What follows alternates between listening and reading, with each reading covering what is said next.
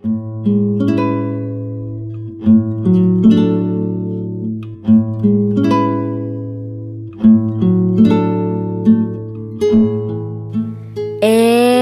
now, it's time for DJ Rocky's Secret Files. Mahal ko siya, pero hindi ko kayang iwan ang asawa at mga anak ko. Hi DJ Rocky. First time kong mag-send ng sulat sa programa mo. Itago mo ko sa pangalang Akiko. At ito, ang aking secret file. Ako ay isang nurse sa isang tertiary hospital dito sa Bulacan. May asawa ako at merong 2 anak. Mahilig ako maglaro ng online game. Year 2021, nang meron akong madiscovering online game. Nung una, tinry ko lang talaga. Hanggang sa marami na akong nakikilala sa laro. At isang araw, natagpuan ko na lang ang sarili ko na gumagawa ng dummy account para sa mga lalaking nakakausap ko sa online game na ito. Then nagkaroon ako ng boyfriend sa game. Pero saglit ko lang naging boyfriend yun. Then isang araw, may nag-message request sa akin. Meron akong natanggap doon sa dummy account ko. Itago na lang natin siya sa pangalang Sky. Mas bata siya sa akin ng 11 taon.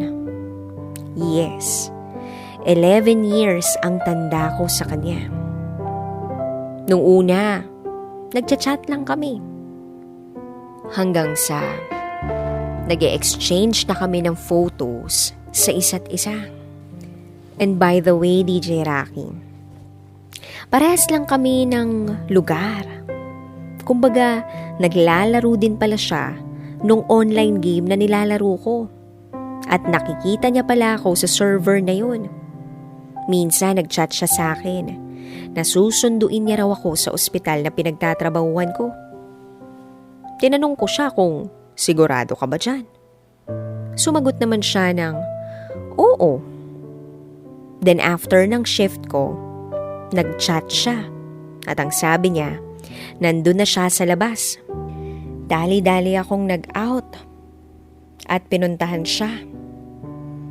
Nang magkita kami, inihatid niya ako pa uwi at nagpatuloy kami sa pag-chat nang makarating siya sa bahay nila.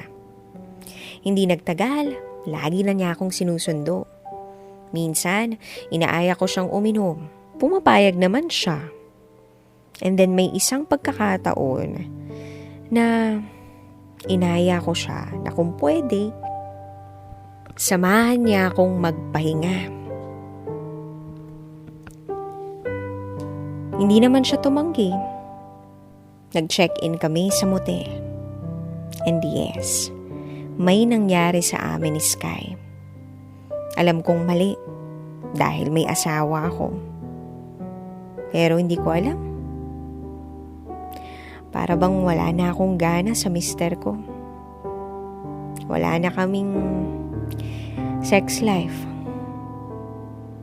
But don't get me wrong. Mahal ko ang asawa ko. Hindi nagtagal, patuloy pa rin ang nangyayari sa amin ni Sky. Hindi kalaunan, parang nag-iiba na ang ugali ni Sky. Nagiging demanding na siya. At gusto niya na siyang priority ko. Then nakipag-iwalay na ako sa kanya.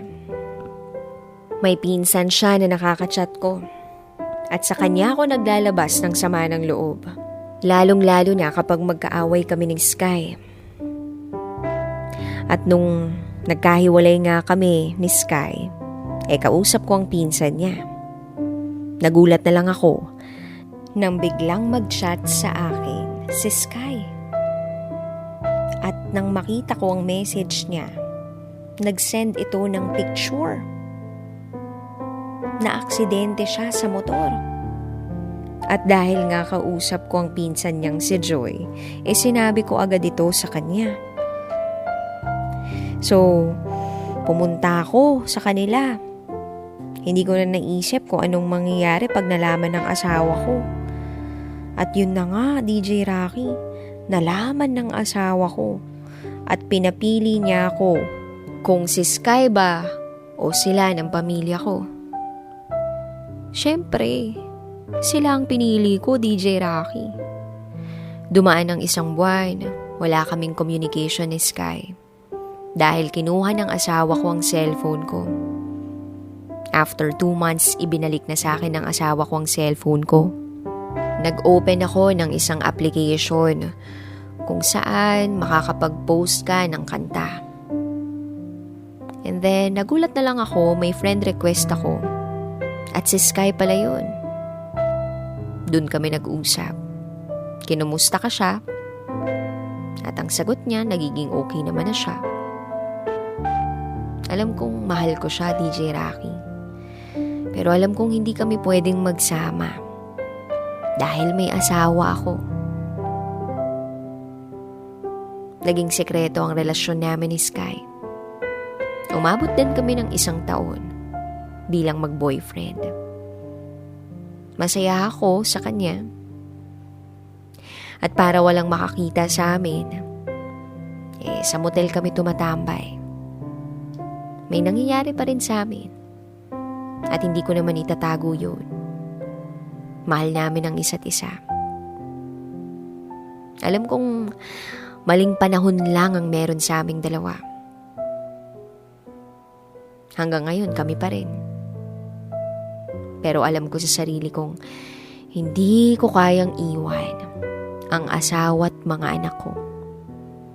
Alam kong maraming manghuhusga sa akin. Pero anong magagawa ko? Mahal ko si Sky at alam kong mahal niya rin ako. Sana'y mabigyan niyo rin ako ng advice, DJ Rocky. Hanggang dito na lang po. Muli, ako si Akiko at ito ang aking secret vow.